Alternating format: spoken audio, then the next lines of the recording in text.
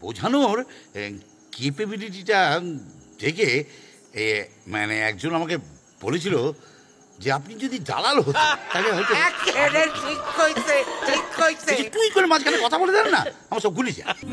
তুমি কখনো গোরা আবার কখনো বিশু, তুই তো চরিত্র কথা বলবেন না মাঝখানে, তুই করে গুলি যাবে। একে খবরদার এরকম বলবেন না, হাতফেল হয়ে যাবে আমার। আমার কথাটা শুনুন, খুব ভালো স্ক্রিপ্ট হয়েছে, কিন্তু 1.5 ঘন্টা তো ওটা তো সম্ভব নয়, ওটা আপনাকে 15 মিনিটে নামিয়ে আনতে হবে। 15 মিনিট কি বলছেন?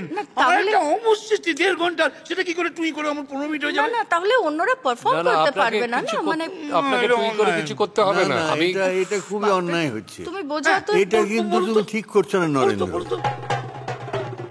15 মিনিট না না, এটা অনেক বড়, 1.5 ঘন্টা। না না, তবে আমি যদি তোমার জায়গায় থাকতাম তাহলে আমি এটাকে একটা চ্যালেঞ্জ হিসেবে নিতাম। আচ্ছা, আমি দেখিয়ে দিতাম যে শিল্পকে সময়ের বাঁধনে বাঁধা যায় না। বলছো? বলছি, তার কারণ আমি জানি তোমার সে ক্ষমতা আছে। হ্যাঁ ঠিক আছে, 15 মিনিট সই দেখে নেবেন। জয় গুরু। জয় গুরু না, কবিগুরু।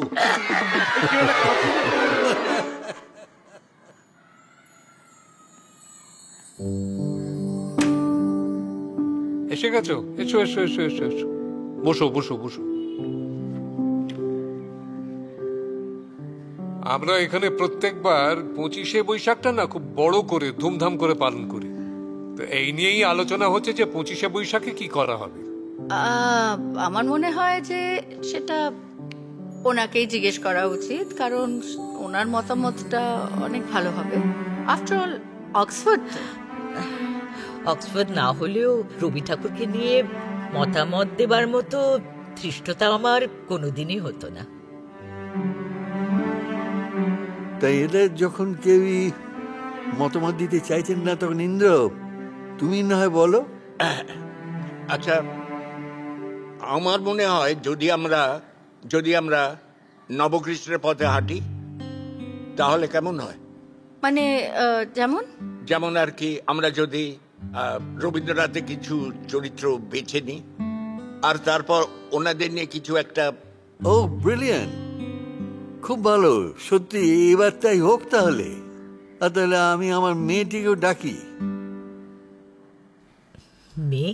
না না না না, জন্ম আমি দিয়েছি, তারপর থেকে বাকিটা।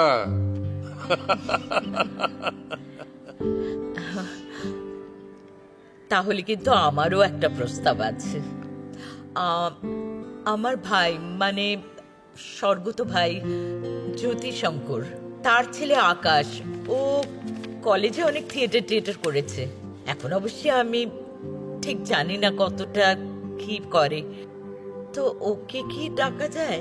আলবাত দেখা যায়, ওয়াই নট। কিন্তু এখানকার অন্য কাউকে তো দেখছি না। আসলে এবার কোর কমিটির দায়িত্বটা আমাদের ওপর পড়েছে। প্রতি বছরই এটা ঘুরিয়ে ফিরিয়ে হয় আর কি।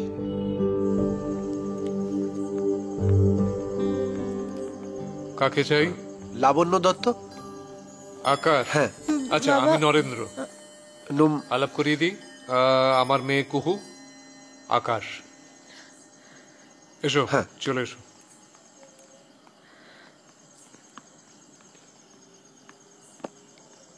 আচ্ছা, এগুলো কি তারপরে আসছে? হ্যাঁ, তারপরে। হ্যাঁ, ওই লাইনটা এইটা হয়ে গেলে ওই লাইনটার পরে এটা। আলাপ করিয়ে দিই, আমার মেয়ে কুহু। ওরে বাবা, এই তো থাক, এই তো একদম লেডি। আর এর সঙ্গে আলাপ করিয়ে দিই, এ হচ্ছে আকাশ, ওই যার কথা তখন বলছিলাম। আমি ওর কাছে না থেকে এখানে আছি বলে ও বেজায় চটে আছে। এই যে ইয়াং ম্যান, এসে তো আমার পাশে একটু বসো, দেখি তোমার রাগ ভাঙাতে পারি কিনা। এসো বসো।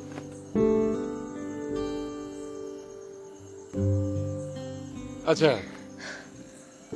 আমরা তাহলে শুরু করি। হ্যাঁ, ঠিক। তা নবকৃষ্ণ বাবু, এবার তাহলে শুরু করা যাক। হ্যাঁ, আমি ব্যাপারটা ভালো করে বুঝিয়ে বলছি। Let me explain.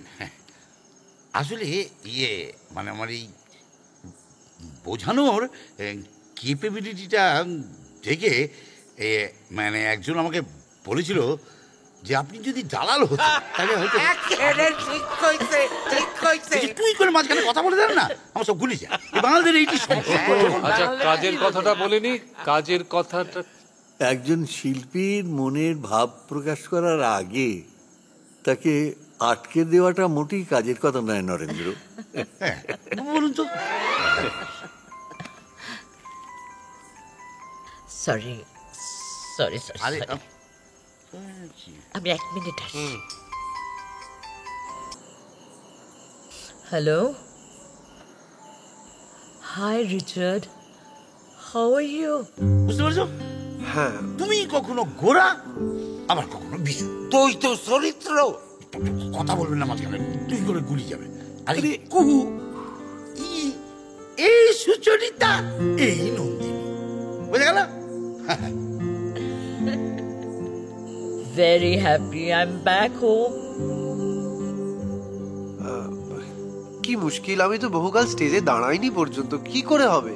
ওই তো কোনো ব্যাপার না। আমি আবৃত্তি করিনি কখনো, প্লিজ। আর অভিনয়, আরে দেখো, আর দূরে কি দাঁড়া, আমি বলছি। হ্যাঁ। আরে টেন্স হয়ে পড়ছো কেন? আরে দেখো, এটা তো রয়্যাল অ্যালবার্ট হলে আমরা করছি না, এটা নিদেন পক্ষে শিশির মঞ্চ নয়। আরে বাবা, এখানে আমরাই স্রষ্টা, আমরাই ক্রিয়েটর, আমরাই অডিয়েন্স, আমরাই স্পেকটেটর। পার্টটা তো আমাকেই করতে হবে ও না? Richard, just give me some more time.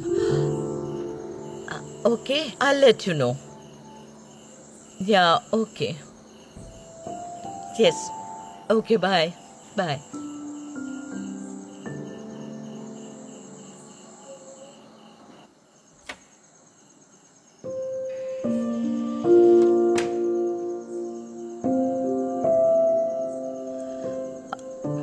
Oxford থেকে ফোন এসেছিল। ওরা বলছে ওরা আমাকে আরো কিছু দিনের জন্য চায় ওখানে। সে কি, কবে যেতে হচ্ছে তোমায়?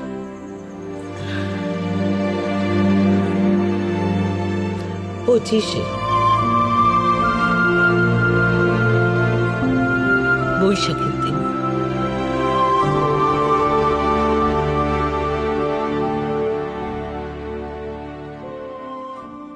এমন আরো অনেক ভিডিও দেখতে এই চ্যানেলটি সাবস্ক্রাইব করে নিন এবং পাশের বেল আইকনটি প্রেস করে দিন।